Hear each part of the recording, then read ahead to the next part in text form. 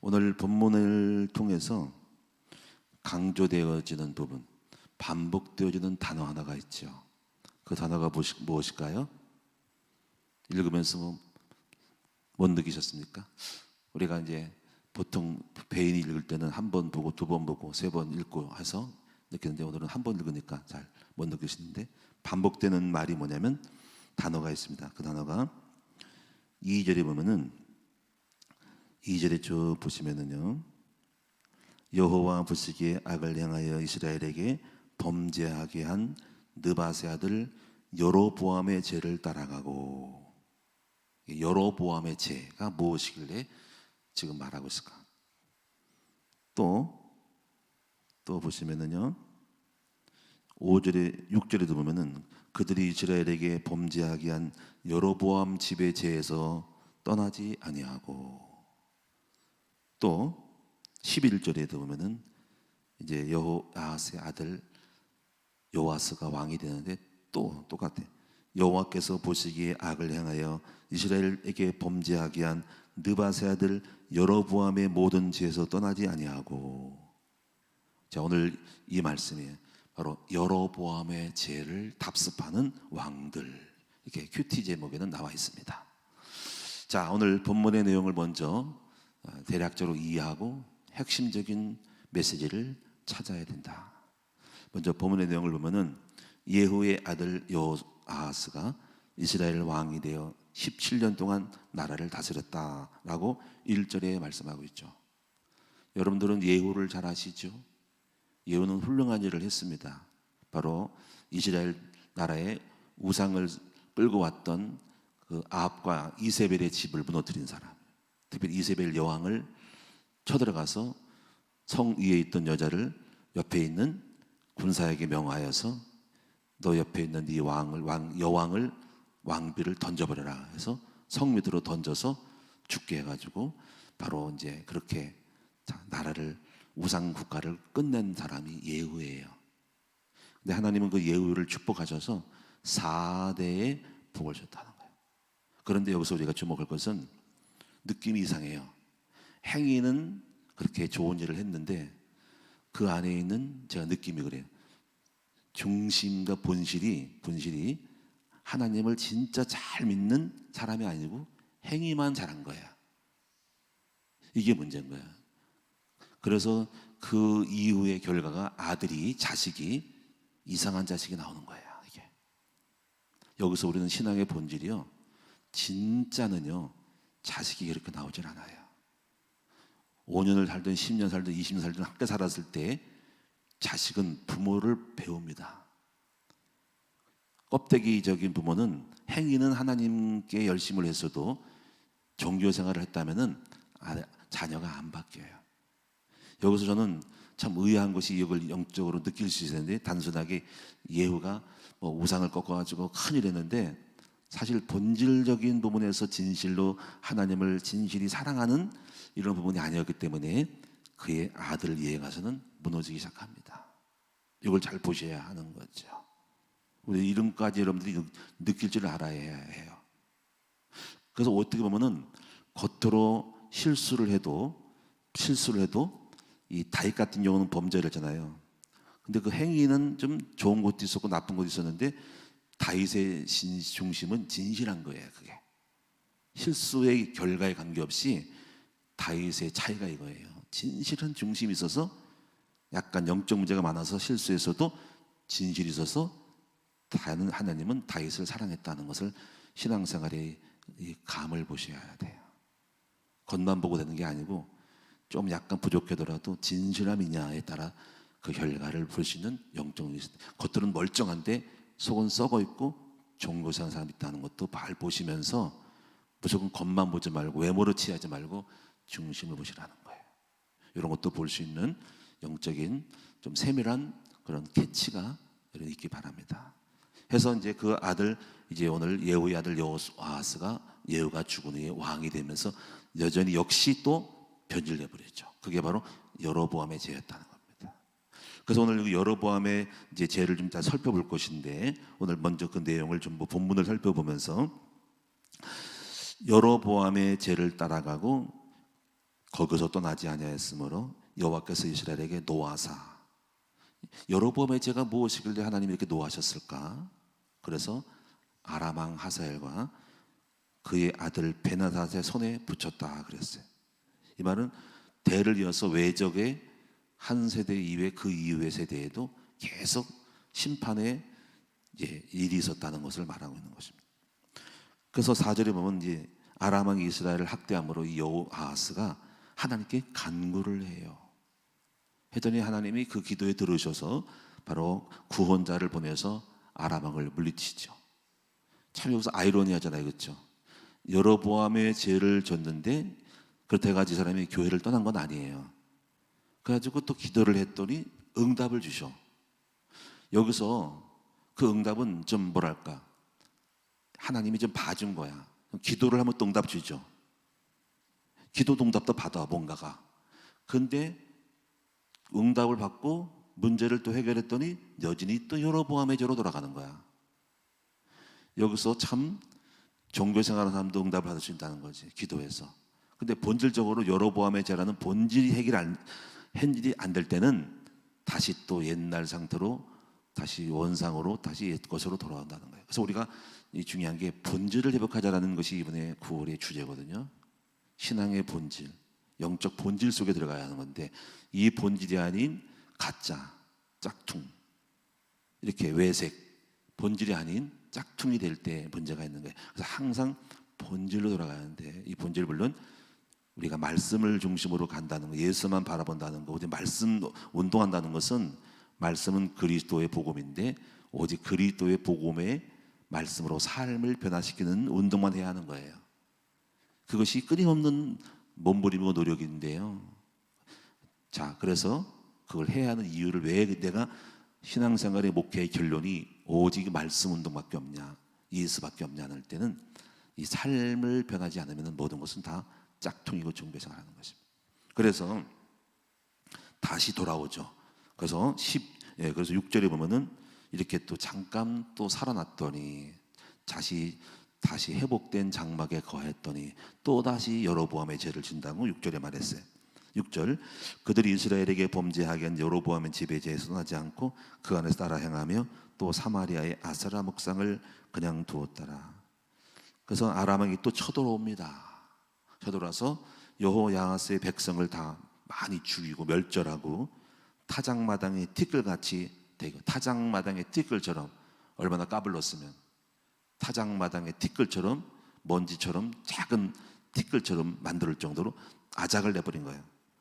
그래서 얼마나 남았냐면 마병 50명, 한 나라의 국가의 마병이, 말 타는 병사가 50명, 병거 10대, 전차가 10대, 보병 10,000명. 10,000명이 많은 게 아니라 인구수에 비해 10,000명이 많은 게. 그래서 여호아하스에게 남겨두지 아니하였더라. 이렇게 여로보암의 죄를 떠나지 아니하니까 재물적으로, 힘파와 권력적으로 별로 안 남았다 이거야. 간신히 버틸 정도로만 됐다 이거야. 재물이 모이지 않고, 힘이 생기지 않고, 사람은 죽어나 잡히고, 그냥 간신히 버텨지는 이러한 문제가 왔다는 거예요. 평생 가난을 끊지 못하는 악순환에 빠져 있다. 여기 바로 이것이 바로 여로보암의 죄 때문에 그랬다는 거예요. 그래서 그리고 죽습니다.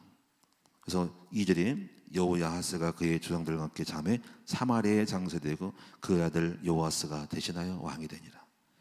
근데 또 이 아들이 또 똑같이 10절 11절에 보면 또 16년을 다스리면서 똑같은 아비의 짓을 똑같이 해. 바로 여로보암의 죄를 또 계속 답습을 하는 거예요.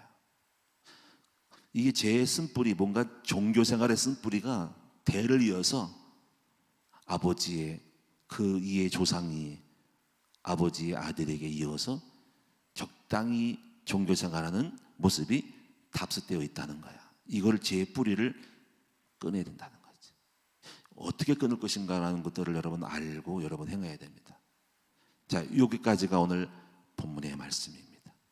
그럼 우리는 여기서 이제 도대체 여로보암의 죄가 무엇인가 하는 것을 여러분 알고 개념을 잘 정리를 하셔야 돼요. 평생 잊지 마셔야 돼요. 여로보암의 죄가 뭔지. 그러면은 여러분이 이 여로보암의 죄에 대해서는 열왕기상 12장, 13장, 14장 있는데 한번 12장 부분을 찾아보면서 개념을 한번 찾아보도록 하겠습니다. 열왕기상 12장을 봅니다. 무엇인지를 잘 봅시다. 열왕기상 12장 25절 33절입니다. 제가 읽어보겠습니다. 여로보암이 에브라임 산지에 세겜을 건축하고, 자 여기서 좀 더 읽어야 좋을 것 같아. 20절을 제가 읽고 건너뛰도록 할게요. 20절 12장 20절 온 이스라엘이 여로보암이 돌아왔담을 듣고 사람을 보내 그를 공회로 정하여 온 이스라엘의 왕으로 삼았으니 유다 지파 외에는 다윗의 집을 따르는 자가 없느니라. 자, 유다 지파 말고 나머지는 여로보암을 따랐다. 이거 설명할게요. 25절 여로보암이 에브라임 산지에 세겜을 건축하고 거기서 살며 또 거기서 나가서 분우회를 건축하고 그의 마음에 스스로 이르기를 나라가 이제 다윗의 집으로 돌아가리로다. 자, 이제 여기서 동기가 생겨요. 27절 만일 이 백성이 예루살렘에 있는 여호와의 성전에 제사를 드리고자 하여 올라가며 이 백성의 마음이 유다 왕 된 그들의 주 르호보암에게로 돌아가서 나를 죽이고 유다의 왕 르호보암에게로 돌아가리라 하고 이에 계획하고 두 금송아지를 만들고 무리에게 말하기를 너희는 다시는 예루살렘에 올라갈 것이 없도다. 이스라엘아 이는 너희를 애굽 땅에 인도해 내는 너희의 신들이라 하고 하나는 베델에 두고 하나는 단에 둔지라. 이 일이 제가 되었으니 이는 백성들이 단까지 가서 그 하나에게 경배함이로라. 그가 또 산당들을 짓고 레위 자손이 아닌 보통 백성으로 제사장을 삼고 여덟째 달 곧 그 달 15째 날로 절기를 정하여 유다의 절기와 비슷하게 하고, 전부 짝퉁이죠. 제단에 올라가되 베델에서 그와 같이 행하여 그가 만든 송아지에게 제사를 드렸으며 그가 지은 산당에 제사장을 베델에서 세웠더라. 그가 자기 마음대로 정한 달 곧 여섯째 달 15째 날로 이스라엘 자손을 위하여 절기로 정하고 베델에 쌓은 제단에 올라가서 분향하였더라.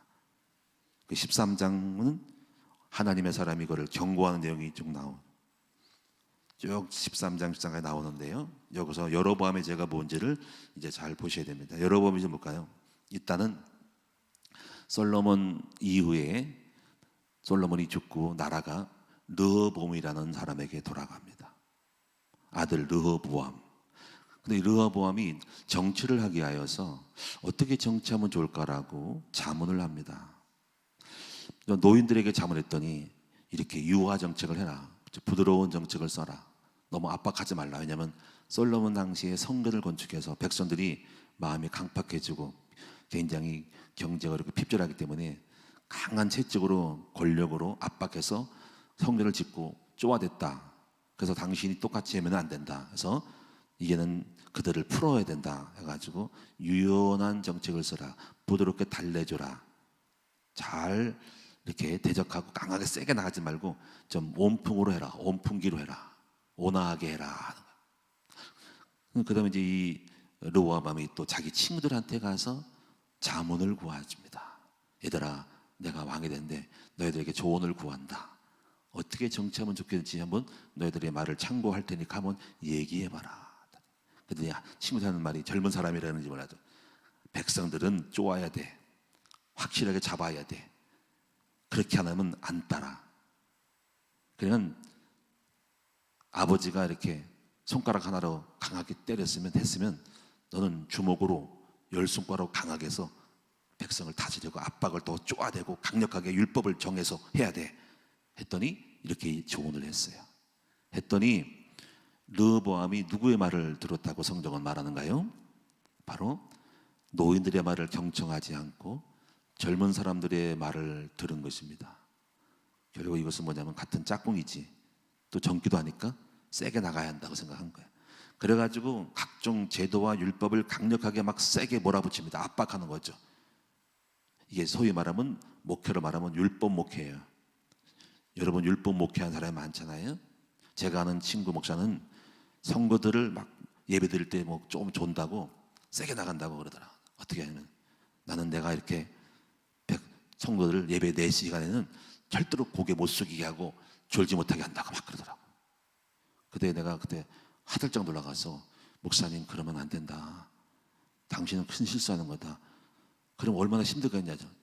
직장 생활하다가 좋은 사람도 있고 피곤해서 졸 수도 있는 것이지 어떻게 그 예배 시간이 그렇게 프리로 자유롭게 편하게 하고 해야지 그런 식으로 하냐. 당신 목회 실패하는 거야. 그러면 안 돼. 지금 어떤 세상인데 지금 목사님 그렇게 하냐고 했더니 그래가지고 이제 제가 말렸어요. 근데 그렇게 세게 나가는 거야. 그런 식으로 되면은 꼼짝 못하게 반드시 1년에 전도를 해야 된다. 장로님들이 전도 안 하면 여러 가지 압박을 가겠다 해가지고 성도들이 교회 생활하는 게 힘들어. 전도해야지 뭐 해야지라는 거를 규정을 정한 거야. 이렇게 뭔가 하는 것이 잘한 것 같고 권력 있고 자기 자신이 카리스마적으로 한다고 생각하는데 절대로 아니라는 거야. 이런 식으로 르호보암이 했더니 백성의 마음이 돌아섰어. 그때 나라가 갈라지는데 여로보암이라는 사람이 장군이에요. 장군. 이 사람이 딱 일어납니다. 하나님이 또 그래서 쪼개버려. 율법을 땐 갈라져. 하나님이 나라를 안 되겠다. 저 르호보암은 내 마음에 안 들어서 나라를 유다 지파 말고 나머지 10지파를 11지파를 다 갖다가 여로보암 사람에게 갖다 붙입니다. 그때마다 여로보암이 그 시대에 그 당시에 그 지역에서 훌륭한 사람이었어. 그거만까지만 나라를 맡길 만큼. 그래가지고 이 여로보암이 나라를 그 깃발을 들었더니 유다 지파 르호보암 말고 나머지는 다 따라가요. 여기서 이스라엘 역사가 갈라집니다. 북쪽에는 그래서 그때부터 이제 영군이 망할 때까지 가는데 북쪽에는 북이스라엘로, 남쪽에는 남유다로 이제 르호보암 파가 따르고 북쪽에는 여로보암 파가 따르고 둘 다 마지막 각각 망할 때까지 계속 합친 일이 없이 쭉 갑니다. 이것이 이제 여로보암의 그때의 출발점이었어요. 그게 바로 열왕기상 11장의 이야기예요. 12장의 이야기 제가 읽지 않았어요. 나중에 1번 나와. 그런데 이제부터 보세요. 여로보암이 여기서 그릇이 짧은 거야. 왕 되기까지는 좋았는데 끌고 나갈 만한 역량이 부족하여서 잔머리를 굴립니다. 사람마다 다 잔머리 굴려. 그러면은 여기까지는 좋았지만 뭘 막거나 뭘 할 때는 또 잔머리를 굴리는 수준이 미달됨으로 말미암아서 문제가 오세요. 이렇게 생각하는 거죠. 여기서 인본주의가 나와요. 야, 나한테 이스라엘 지파가 다 넘어왔네. 유다 지파는 다 왔는데 걱정이 생긴 거야. 왜냐면 근데 중요한 게 있어. 이 사람들은 다 하나님을 섬기는 사람인데 예배 드릴 거 아니야. 근데 그 예배 드릴 때 성전 예배 드리는 장소가 바로 예루살렘에 있어. 그러면 다 글로 가다 보면은 또 마음에 돌아서서 나를 배반 때릴 것 같아 라는 사후 걱정이 생긴 거야. 그래서 머리를 쓰기 시작하는 거야.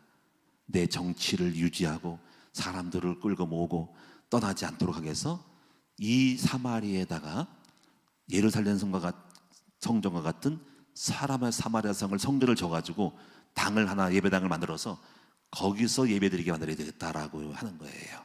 자, 여기서 이제 인본주의가 나오고 여기서 여로보암의 죄가 뭐냐면 바로 자기의 출세와 자기의 성공을 위하여서 하나님의 말씀을 변개시키고 율법을 변칙적으로 바꿔서 이제 만들어져서 추구해 나가는 행위가 바로 여로보암의 죄입니다. 그래서 어떻게 하냐면 백성들의 마음을 꼬시게 하여 바로 그 예배당에 당을 만들었지만 예배 못 드리고 일로 오게 하고 금송아지를 딱 만들어서 제조해가지고 딱 세우는 거야. 단과 베델 두 군데 다 그래. 또 다른 지역에도 우상지교회를 세운 거야. 그럼 왜 금송아지를 만들었을까요? 금송아지는 백성들의 마음을 사게 하여. 백성들의 마음 뭐가 냐면요, 축복이요, 금신앙, 기복주의요, 복을 받도록 하니까 사람을 호딱하는 거야. 당시 우리 학교 여기 오면은 이 금송아지 봐라. 송아지는 농사를 상징하는 거야. 산업의 농산물을 상징하는, 그 농경 사이에 송아지는 중요한 재산이고 신이에요. 그리고 거기다가 금이야. 부자 될 거야. 여기 오면 부자 돼. 금송아지 성경 부자 되는 거야. 이게 오늘날로 말하면 만모리즘인 거예요. 백성들의 마음에 한심을 사서 그 금송아지가 우상이도 모르고 하나님 대신 금송아지를 우상으로 해서 율법을 파괴시키고 그리고 또 그 금송아지 섬기는 제사장을 자기가 갖다가 임명하고, 그리고 절기도 또 똑같이 자기가 만들어진 절기를 갖다가 만들어서 이렇게 완전히 율법을 없애버리고 번개시키고 바꿔버리고 하나님 대신 우상 섬겨서 짝퉁 종교를 만들어서 사마리아 성에다 깔았어. 그러니까 백성들이 좋아, 너무 좋아, 우리가 돈 많이 벌고 부자 돼야 돼 라고 해서 이제 글로 안 가도 될 만큼 글로 간 거야. 근데 이런 모습들이 하나님께서 볼 때는 이게 미운 거야. 이게 아니 웃기는 거야. 하나님의 미워하시는 일을 내가 저 금송아지라고 마음대로 지 마음대로 율법을 바꿔. 여기서 여로보암의 죄는 이거예요. 딱 정리를 내면은 자기의 성공과 축복과 목적을 달성하기 위하여서 하나님의 율법을 벗어버리고 거짓 종교로서 흉내를 내는 짝퉁 종교 생활을 하게 하는 것이 바로 여로보암의 죄인 거야. 근데 그것이 지도자가 하니까 백성들이 다 영향을 받아서 이제 오직 축복밖에 없어, 성공밖에 없어.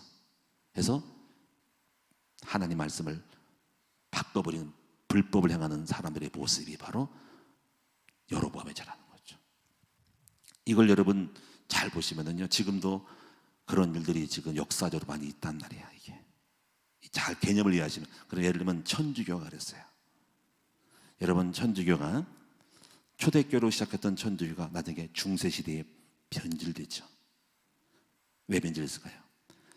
뭐 여러 가지로 뭐 종교와 정치가 한 통성이 돼가서 권력을 잡아다니, 종교는 권력이고 권력은 종교라서 종교의 그 교황이 마음대로 황제로 임명하는 수많은 일들이 중세사에 일어났고, 또 중세시대에 변질된 것은 교회의 성전을 크게 짓기 위해서 또 헌금을 강조하게 해서 당신들의 그 헌금이 강대상에 헌금 하나에 딱 떨어지는 순간에 당신의 영혼은 천국에 올라간다. 이런 식으로 말되는 또 면죄부 같은 거 만들고, 또 마리아 상을 만들어서 사람들의 정서와 동기를 조장해서 믿게 하고, 또 연옥소를 만들어서 또 이미 죽은 그런 사람에 대하여서 또 헌금을 빼내기 하거나 하든가 달래기 위하여서 사람들의 마음 한심해. 사람들의 마음은 우리 부모님 예수 안 믿고 죽었는데 어떻게 하면 좋지, 지옥 갔을까 할 때 그런 마음을 사기 위해서 연옥설과 인보설, 어린 아기가 죽었을 때라는 수많은 것들을 갖다가 성경에도 없는 것 갖다가 사람들의 마음을 한심을 사서 만들어서 하나님의 말씀을 다 바꿔버렸던 일들이 중세 교회의 바로 천주교 로만 카톨릭 교회라는 거예요. 이게. 그리고 이것이 바로 이제 어떤 사람들을 모으기 위하여, 교회의 교권을 유지하기 위하여 정치 결탁을 하고 법을 바꾸고 계명을 다 안 지키고, 그래서 우상을 천주교 안에 들어나와서 마리아 숭배를 숨겼던 이런 모든 것들이 전부 다가 뭐냐면 일종의 아셔야 돼, 여로보암의 죄라는 거예요. 원리는 똑같아요. 성공과 축복을 위한 가치 속에서 짝퉁 종교를 만드는 거지. 그것이 불법이 불구하고 성경에도 없는 이야기를 갖다 만들어서 대표적인 것이 로맨 캐톨릭 교회. 그리고 성경을 못 읽게 하죠. 왜냐하면 성경을 읽으면 깨닫고 치니까. 그래서 오직 설교도 캐톨릭 이에서 지시한 내용만 가지고 앵무새처럼 말하게 하는 것이 캐톨릭이었어요. 성경을 일반인이 읽을 수 없었어요. 근데 신부들 있잖아요. 근데 그 중에서 신부들 읽은 중에서 찡글이라든가 존 켈빈이라든가 마틴 루터가 성경을 읽더니 성경은 안 맞는 거야.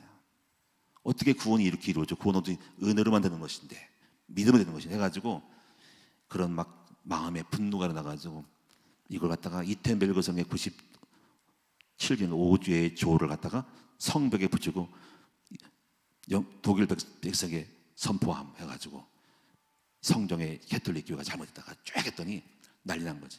이래가지고 이제 종교 개혁이 일어나기 시작하면서 그때 그 무르익은 많은 불만을 갖고 있던 천주교에 대해 불만한 사람이 스위스, 영국, 프랑스, 네덜란드에서 일어나가지고 종교 개혁이 딱 일어난 거예요. 그리고 결국 거기서 나와서 했더니 캐톨릭은 죽이려고 그러지. 루터를 죽여라. 루터가 또 도망가다가 어느 뭐 백작의 성에 들어가서 몰래 숨어지는 가운데서 그때 성경을 이렇게 생각했어.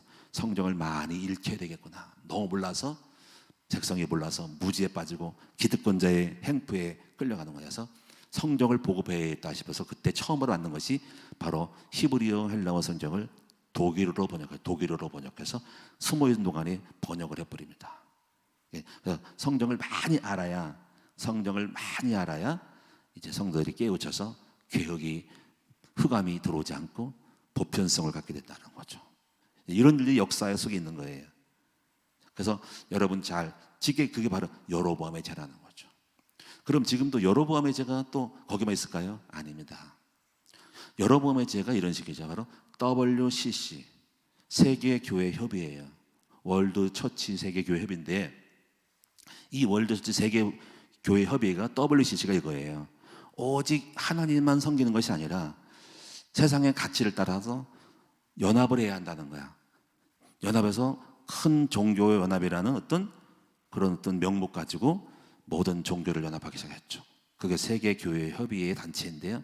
그래서 하나님 믿는 기독교, 캐톨릭, 무당, 이슬람, 힌두교 각종 다양한 무당들을 전부 연합체를 만들어서 우리는 합평해요. 종교가 합평해라는 명목 가지고 하나님을 모독시키고 하나님을 땅 아래로 인간과 비교할 수 있는 사람으로 만들어서 내려앉은 이런 성정적이지 않은 거를 한 거예요. 이것도 읽어보니까 동기가 있겠죠.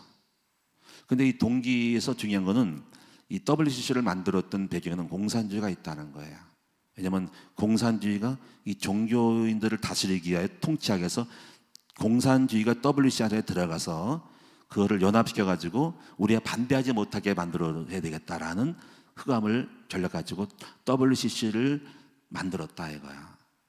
이런 것들이 여러분 보이지 않는 음모라는 거죠. 자, 지금도 러시아에 지금 이제 동방 종교가 있잖아요. 로마 교회가 서방 로마가 있는데 동방 종교 나온 것이 러시아, 우크라이나, 중앙아시아 캐톨릭 교회예요. 이렇게 했습니다. 푸틴이 전쟁할 때 이렇게 말했잖아. 동방교회는 푸틴을 지지한다. 물론 그 권력의 서술 앞에서 엄청 못하니까 어쩔 수 없겠지만 어떻게 그것이 정당할 수 있습니까? 분명히 그는 전쟁에 이런 건 잘못된 것이 불구하고 종교가 야합을 한 거잖아요. 이런 것들이 결국 뭐냐면 하나님 보실 때 웃기는 거야. 바로 이것이 전부 여로보암의 죄라는 것입니다. 그런데 지금 이렇게 WC라는 큰 틀에서 드러났기 때문에 전부 이제 자기의 이익을 위한 종교 야합의 형태들이 하나님 볼 때는 가관이 아닌 거야. 웃기는 거야. 근데 지금도 한국 교회가 있잖아요. 기복주의. 이런 기복주의도 일종의 성공에 대한 금송아지를 만들어서 예수 믿는 복 받는다고 만든 거예요. 그래가지고 교회는 부흥되지만 그 부흥대로 해서 한국 교회가 많은 사람이 성공에 대한 모델을 가지고 우리도 한번 아목의 목사처럼 성공해보리라는 야망을 가지고 성공 교회 성장주의로 가게 되면서 교회는 참된 예수님의 형상을 잃어버리고 기복주의, 특히 신비가 왜 나을까? 병 고치고 하면은 한상을 보면 사람이 모일 줄 알고 신령한 세계를 들고 특히 계시록주의, 이 계시록을 하면 사람들이 와 내가 계시록이 있었어 놀라워 막 두려워 무서워 떨면은 교회 올 줄 알고 계시록 이주로 가는 것들이 있는 거예요. 그것이 신천지 이단들이 바로 그렇게 만든 겁니다. 통일교도 마찬가지고 다 짝퉁. 허경영이도 마찬가지. 허경영 아시죠? 허경영이 왕국, 종교 왕국 만들어서 오직 자기 생각을 해서 엉터리로 자기가 나중에 교주돼 버리는 이러한 일이 세상에 깔렸어요. 이 신비주의가 나쁜 거는 뭐냐면 그래서 신비주의 고른 데살로니가서 보면 미혹의 역사에서 결국은 다미 성벽이 망한 거거든요. 이거 보면 바로 환상을 좋아하고 그렇게 하면 사람들이 모을 줄 알고 해서 그렇게 역사한 거예요. 그것이 뭐냐면 바로 일종의 자기에서 가지고 있는 동기와 어떤 축복과 부흥이라는 열망 속에서 성정대로 하지 않고 변질시켜서 나가기 때문에 전부 이게 뭐냐 바로 여로보암의 죄가 된다라는 것입니다. 여러분 이 모습들이 이 그림들이 영적 실태가 여러분에게 보여질 수 있기를 바랍니다. 제가 만약에 껍데기 가짜 목사면 저 똑같이 여로보암의 죄 걸려요. 내 마음속에 야심을 가지고 교회 성장을 위해서 뭔가 이렇게 잘못되면요 분명히 누가 할까 이거를 겉으로는 훌륭한 종교 행위를 하겠죠. 기도할 때 응답도 받았어요. 근데 가장 가까운 사람이 알아. 제일 먼저 우리 사모가 알아. 당신 가짜잖아. 알잖아요. 따를까요? 우리 자식들이 30년을 살았어. 35년 살았어. 우리 아버지 어머니 보니까 가짜야. 그러면 묵회자 안 됩니다. 여기서 우리는요, 가장 가까운 사람들이 엄마와 아빠를 보고도 역시 우리 엄마 아빠는 진짜 믿음 생활 잘해라고 보여져야 되고 느껴져야 되고 그 영의 전달이 이루어져야 됩니다. 행위가 아니란 말이에요. 진실을 봐야 한다는 말이죠. 안 그러면 여러분이 똑같이 예후처럼 겉만 멀쩡하지 속은 없어서 바로 그의 아들이 지금 여호야하스가 여로보암의 죄를 범하는 죄를 범하신다는 거지. 그래서 여러분 여로보암은 나중에 자식이 죽거나 막 쪼그라듭니다. 계속 자식의 문제가 오면 자식에게 문제가 오는 거는요 여로보암의 죄가 있어. 여로보암의 안에 뭐가 있냐면 바로 축복, 권세, 능력, 자기를 드러내고자 하는 이런 영적 종교행위가 있다 이거야. 그것은 옆에 사람이 알아. 가까운 사람이 알고 안 따라. 가짜잖아. 신앙생활은 말로 변하는 게 아니에요. 삶으로 바꿔주는 겁니다. 저는 오늘 여러분에게 좀 심각한 얘기를 좀 한 것 같은데 이건 종교생활과 복음생활의 차이를 말해주고 있는 것이고 지금 이 구분이 저는 잘 보여요. 세계가 보이고 한국이 보이고 여러분의 상태가 보여요. 물론 여러분이 평범하기 때문에 그렇게 영향을 미치지 않겠지만 만약에 그런 여러분이 지도자가 되고 교회의 어떤 중직자가 된다면요 보이지 않는 영향력이 딱 밑에 깔려서 온 백성이 다 그렇게 여로보암의 죄에 빠져서 이상한 신앙인이 많이 나오는 거예요.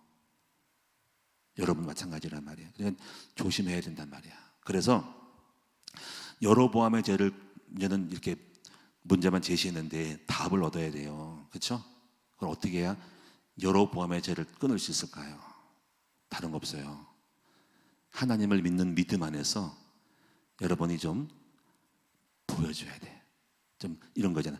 좀 가난하게 살아도 또 축복을 못 받아도 나는 오직 하나님만 섬긴다라고 하는 것들을 그런 삶에서 신앙 고백을 잘해야 돼. 예를 들면 내가 자식들이 앞에서 하나님 믿으면서 내가 예수 믿고 평소 했더니 되는 게 없어. 교회 다니면 소용도 없어. 그러면 그 아이는 여로보암의 죄를 짓게 됩니다. 근데 이렇게 해야 돼. 나는 여전히 아무리 어려도 힘들어도 난 하나님을 사랑하고 난 주님의 뜻을 따라갈 거야 할 때 엄마 아빠를 보는 거야. 그게 고비야. 가난해도 우리 엄마 아빠가 진짜구나. 힘들고 어려워도 어려움 당해도 누군가 어려움 핍박을 당해도 진짜 하나님 잘 믿는구나라고 자식들이 앞에서 일부러 액션을 필요 없지만은 보여줘야 됩니다. 그것이 처음에는 당장 안 되겠지만 지나고 나면은 우리 엄마는 진짜였어 하고 진짜 진실된 생활을 따라가는 거죠. 근데 오늘 여러분이 조금만 어려움 당하면 툭 하면 좀 경제가 어려우면 불평불만하고 또 교회를 욕하고 목사를 비난하고 그리고 또 여러분이 적당히 신앙생활하는 그런 얄팍한 수단 방법 속에 따라가는 걸 자식이 다 보고 진짜 못 봐.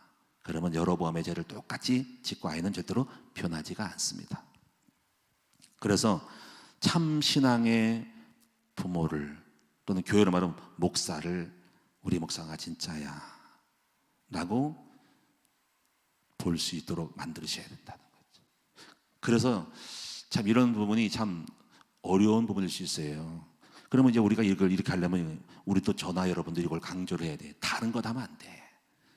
왜냐면 우리는 오직 예수 그리스도만 나타내도록 하기 위해서는 복음만 강조해야 됩니다. 신비를 못해서가 아니고요. 저는 신비, 은사, 귀신 쫓는 데를 처음에 다녔던 사람이에요. 근데 그 폐해와 그 어리석음을 다 봤어. 오직 껍데기가 아닌 종교 행위가 아닌 사람을 바꾸는 예수님의 성품으로 지정이 생각과 마음과 행동과 입술과 삶이 예수 그리스도로 온유하고 겸손하고 자기를 자아를 죽이는 복음적인 모습으로 바뀌어져야만이 이것이 인간을 바꾸는데 그것을 우리가 나타내기도 힘들지만 이것을 표현하고 배우는 것도 어려운데 다른 거 할 시간이 없어. 그렇게 우리 교회에서 복음 얘기해도 여전히 우리는 종교인들을 많이 보고 돼요. 신앙생활은 이론이 아니요 말이 아니라 능력이 있어요. 예수님을 보여주는 참된 능력 속에서 사람의 바뀌어지는 변화되어지는 삶으로 가는 것이 열매로 나타나는 거죠. 제가 하는 이 말씀도 혹시 여러분에게 어려울 수도 있어요. 그러나 느낍니다. 저는 끝까지 예수만 나타내고 주님만 섬기고 갈 겁니다. 할렐루야. 오늘 저와 여러분도 정말 이 대물림을, 이 쓴뿌리라 그래, 이거를 계속 요번에 안 끊으면 자식도 똑같이 아비처럼 어머니처럼 똑같이 자기 유익을 따라서 종교를 이용하는, 교회를 이용하는 그런 법을 어기면서 나가는 사람으로 만들 수 있어요. 여러분에 대해서 끊어내므로 말미암아서 그 순수한 본질적인 신앙의 유산을 남겨주기를 축원합니다. 아멘. 우리 아이들이 목회자가 되어 있지만은 저는 감사하게도 처음에는 애들이 몰랐어요. 엄마 아빠를 몰랐어요. 우리 지구촌 뭐 큰 교회에 있다가 오기도 하고 해서 그것만 보고 뭐 훌륭한 목사보다 못하네라고 했지만은 오늘날 그 진실을 알아내니까 우리 속에 있는 진실을 보고 애들이 설교를 들어보면은 뭔가 복음적으로 하나님 자기 자신을 죽이면서 예수를 닮아가는 걸 보면서 이게요, 더 많은 걸 봤지만 이거 한 단서만 잡으면 돼. 됐다. 저 아이들이 원리를 알았다. 복음을 깨달았다. 자기를 죽이는 법을 배웠구나. 아무리 힘들고 어려워도 불평하지 않고 전도사가 뭐 얼굴로만 죽여서 가난해도 믿음 안에 서는 법을 배웠을 때, 야, 적어도 우리가 잔물이 굴리거나 여로보암의 죄에 따라서 엉터리 이상하게 하는 짓을 하지 않겠구나라는 걸 가는 거죠. 그것을 유산으로 계속 이어져 가야 했다는 거죠. 오늘 저와 여러분들이 이렇게 고백하고 기도합시다. 내 평생에 나에 대해서 여로보암의 죄를 끊고 이제 오직 예수 그리스도를 닮아서 신앙의 하나님을, 예수를 닮는 믿음의 유산을 내 대해서부터 시작하리라, 남겨주리라 해서 오늘 축복이 시작되기 바랍니다. 그러면 이렇게 할 때 가난이 오냐? 아닙니다. 하나님이 아시고 복을 부어주시기 시작하죠. 내 수단 방법에는 주님의 방법으로 복 주시는 일이 저와 여러분에게 성취되기를 축원합니다. 근데 그렇지 않더라도 감사하죠. 이게 다니엘의 고백이잖아요. 그리하지 아니할지라도 나는 오직 하나님만 섬기겠다라는 신앙의 구약에도 있었고 신약에 있었다는 거죠. 기도합시다. 하나님 아버지 감사합니다. 여로보암의 죄를 눈을 열어 주소서. 여로보암의 죄를 따라가는 목회자와 한국교회와 사람들이 많습니다. 진실된 그리스도를 보여주게 하여 주옵소서. 그리스도를 보여줌으로 우리 자녀들이 엄마 아빠처럼 참된 진실한 예수를 믿는 사람으로 나타내게 하여 주옵소서. 감사하며 우리 주